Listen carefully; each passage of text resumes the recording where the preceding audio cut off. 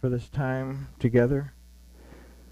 We ask, Father, that you will tonight open our eyes, open our ears, and open our hearts for us to see, hear, and understand your word. Be aware of your presence and your spirit. And we thank you, Father, for everything. In the name of Yahushua, amen. We are in chapter 6 of Bamidbar of Numbers. We'll start in verse 22. So, we think about the Levites, we think about the Aaronic priesthood, we think about Aaron and his sons, and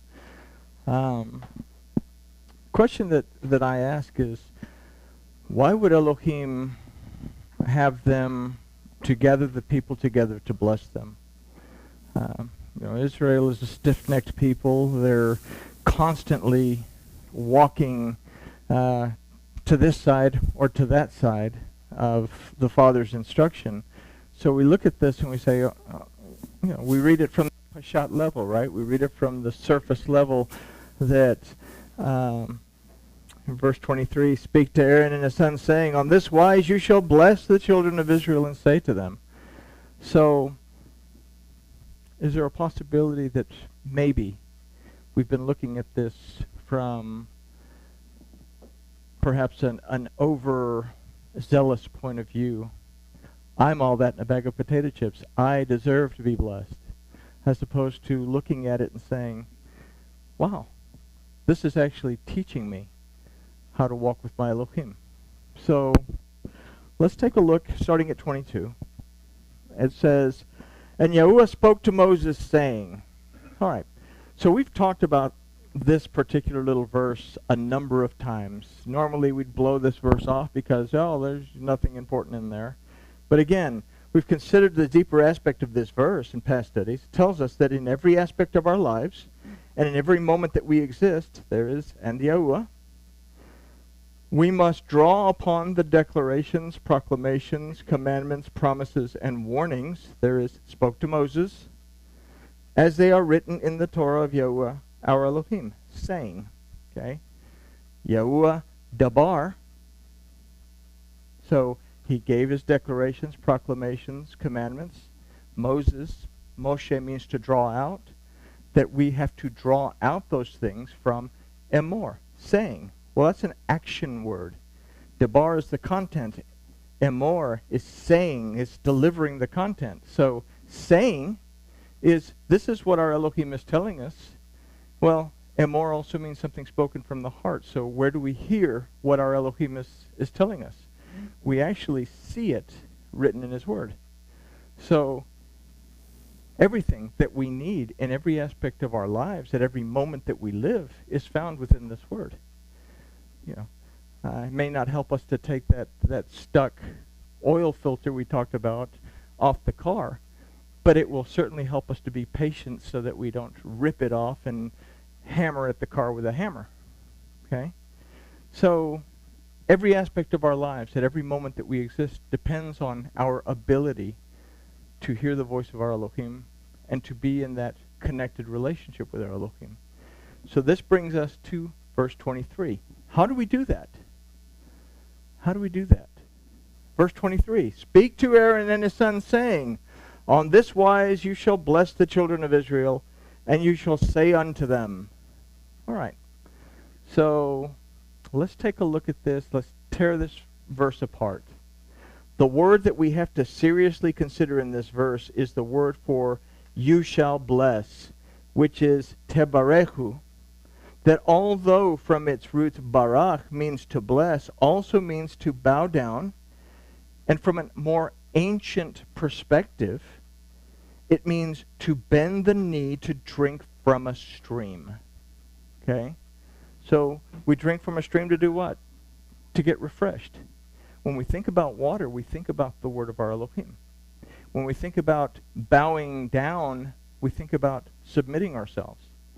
So from that, we can consider that the idea is that the word is being used to say to show them how to submit and learn. So we could turn this phrase up a little bit, or consider the phrase to say, on this wise you shall instruct the children of Israel to submit and to learn.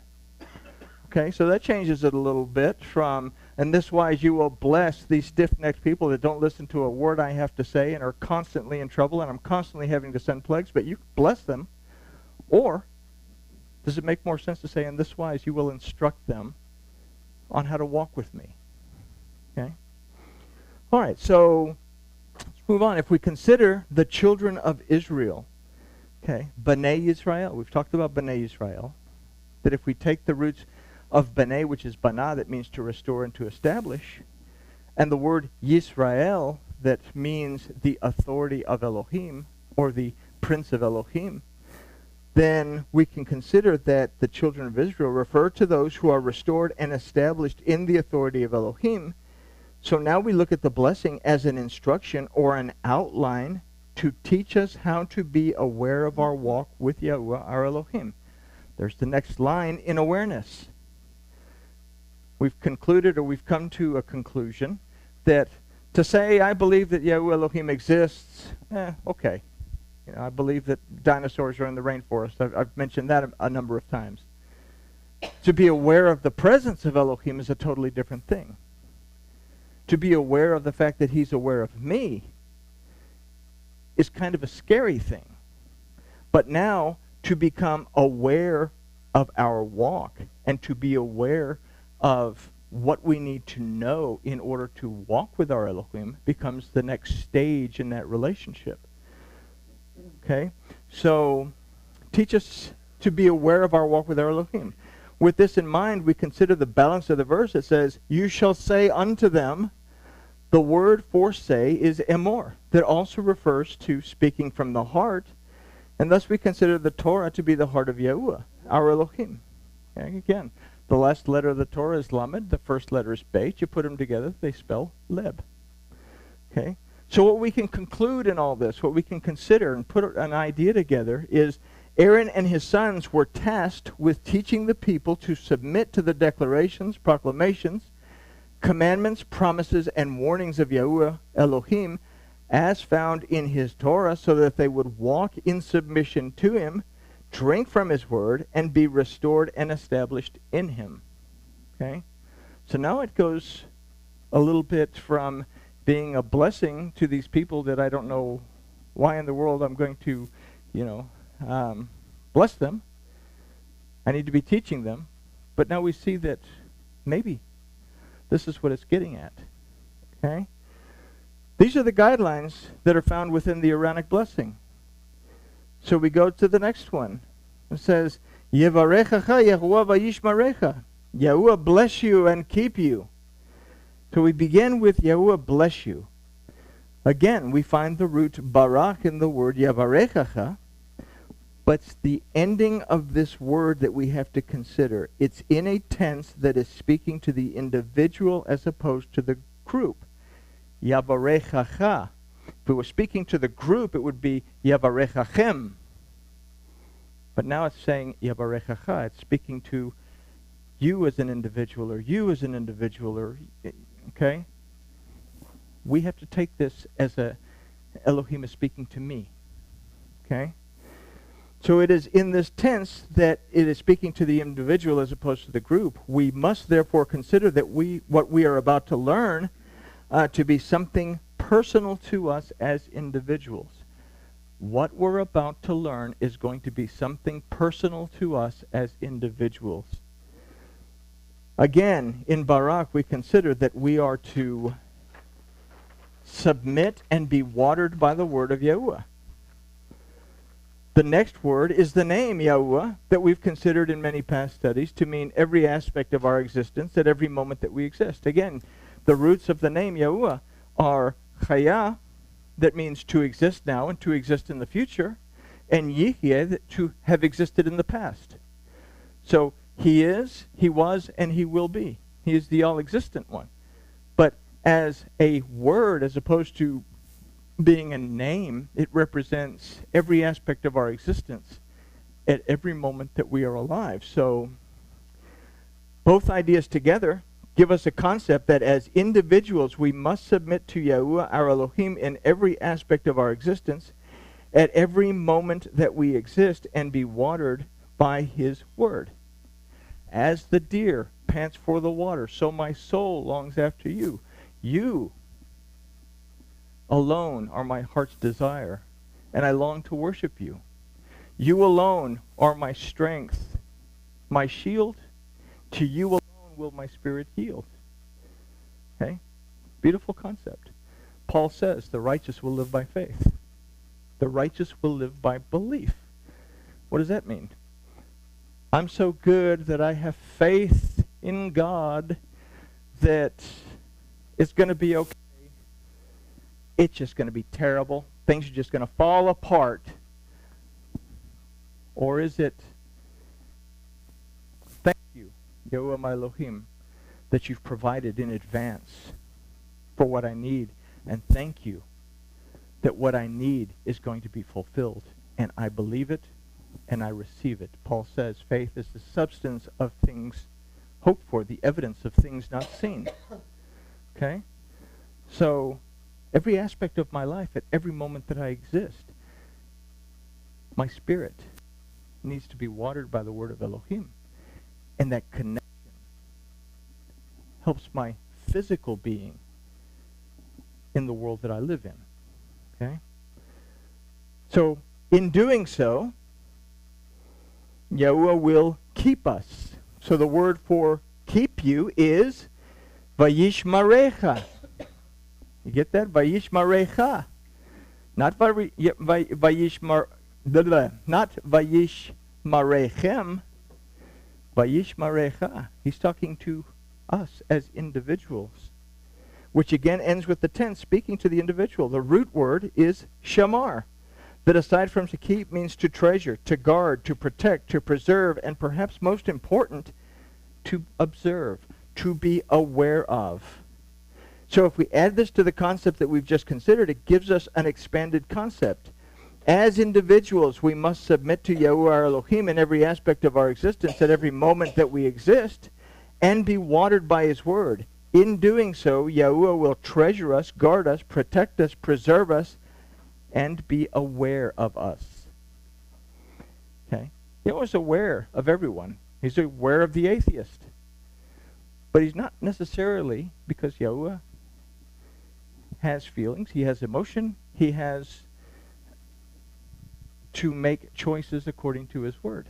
He can be aware of someone who doesn't believe, someone that doesn't have the relationship. Does not necessarily mean that he has to act on that person's behalf. He doesn't have to protect. He doesn't have to treasure. But he will always be aware. But in this, he becomes aware of us. Not only does he become aware in Shamar, but he also protects us, guards us, preserves us in every aspect of our lives at every moment that we exist. Okay?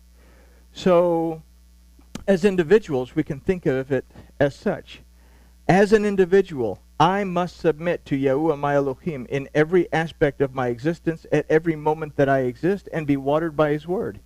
In doing so, Yahuwah will treasure me, guard me, protect me, preserve me, and be aware of me. Okay? So, it is a blessing, but it is also an instruction saying these are the benefits of following this instruction. If we do that, then verse 25 begins to unfold for us. Yahuwah make his face to shine upon you and be gracious to you.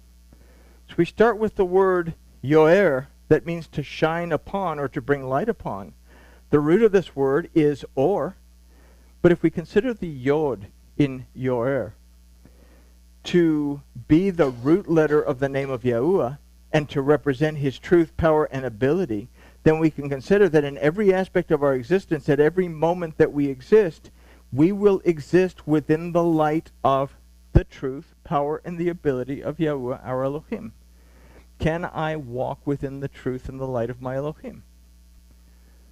Interestingly enough, the Torah in the Tanakh is called Yeshua on a number of occasions. Yahusha said, I am the light. Okay? If we will pay attention, if we will shema, perceive, discern, understand, obey, apply, and be content in what the Torah says, then we walk in the light of Elohim. And the result of that is that we don't stumble in the dark. We have the truth, the power, the ability of Elohim in our life to bring manifestation. I say of Elohim, that power, that force that can redeem us, deliver us, restore us, heal us, bring us rest when we go out of our way to sell ourselves into slavery, sell ourselves into bondage, cause ourselves all kinds of injury. If I will make teshuvah, go back to the Word, walk in that Word, regain that light upon me, then Elohim will hear me, and this is the result. Yahusha becomes the result. We go on. The word used for his face is panav, that from the roots paneh also refers to presence. It is the presence of Yahuwah in our lives that brings his light into our lives, making us aware of our walk. This light is found in his word. Okay? So Elohim becomes aware of us, but it's a two-way street. I also have to be aware of Yahuwah my Elohim. I have to be aware that he's present. I feel that presence now. If you take a moment and just close your eyes, can you feel that presence? That's very real. Okay, it goes beyond saying, I believe that something exists. I know something is here. Right? All right. This is a benefit of following what we considered in verse 24. As an individual, I must submit to Yahuwah my Elohim in every aspect of my existence, at every moment that I exist, and be watered by his word. In doing so, Yahuwah will treasure me, guard me, protect me, preserve me, and be aware of this. In this, Yahuwah will be gracious unto you. So we have this word, vihunecha. Not vihunechem, vihunecha. It's talking to me. It's talking to you. It's talking to the individual. Okay? So the word for gracious, vihunecha, also means to be favorable towards, but again, the tense is to the individual, not the group. The root of vihunecha is chanan, that aside from to be gracious or favorable, also means to incline towards. He leans towards you. He moves in your direction. The root of chanan is chana, that means to dwell, to reside, to abide. So we can consider is that in following the outline to this point, Yahuwah Elohim will move towards you and dwell with you. But if we are his tabernacle, then he will dwell within us. Cool. So I have him on the outside and I have him on the inside. And it's like having double body armor, right? And this leads to verse 26. Yahuwah lift his countenance upon you and give you peace. So, Yisa Yahuwah panav elecha vayasem lecha shalom. The root for lift up is Yisa, that comes from the root nasa, that also means to carry, to sustain, to support. The word for countenance is again the word for presence, panav. Yahuwah will carry us, support us, and sustain us by his presence in every aspect of our existence at every moment that we exist. All we have to do is follow the outline. And in this, we enter into his shalom, his peace. Shalom is a word that refers to residing within a covenant of peace. The word for give is sum, that also means to be complete. And it is by following this outline that we walk in completeness with Yahuwah Elohim and exist in a covenant relation with him, bringing verse 27 into fruition. I didn't go much into verse 27, but we'll talk about it just briefly. So shall they put my name upon the children of Israel, and I will bless them. Okay, so we start with shall they put. Okay, it is Vaisemu, shall put. The root of that is sum. That means to establish. So I will establish my name in them. But it also means to transform. So, well, what does it mean? I will transform my name in them. Well, let's take a look at the word for name, which is Shem. Shem, aside from name, also means the character of. The character of. It also means the knowledge of. If I am B'Tselem, if I'm made in the image and likeness of Elohim, I should have the character of Elohim. I should have the ability to act like Elohim. What does that mean? Ooh, I'm a god. No. Elohim means that I have the ability to judge, to understand, to redeem, to restore, to heal, to bring rest. Can I do that? How do I do that? Yahusha said the second commandment is like the first. To love your neighbor as yourself. I have to show compassion, love, all those wonderful things that Elohim exudes in his character. Patience, love, kindness, mercy, compassion. Paul lays them out as the fruits of the Spirit. Okay? So what does this say then instead of, so shall they put my name upon the children of Israel? The Levites are going to give them all little name tags that says, I am Yahuwah. Or, so shall they transform into my character.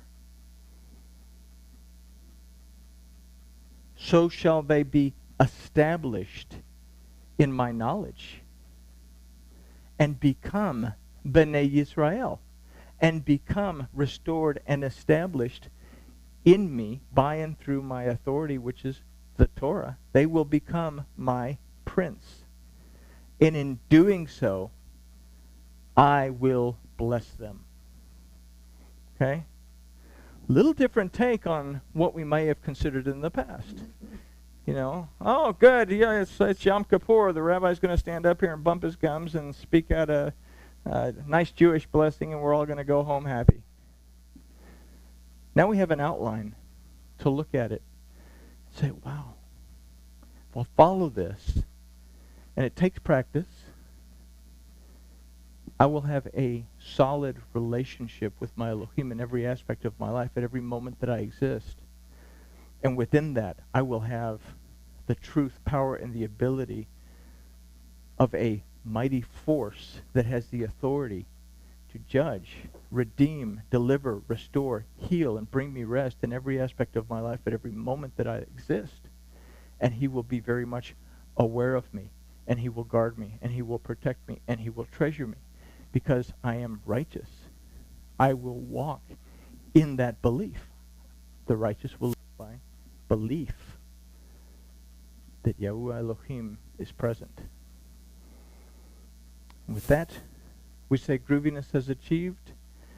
And I say, any questions? I'm just going to say any presents.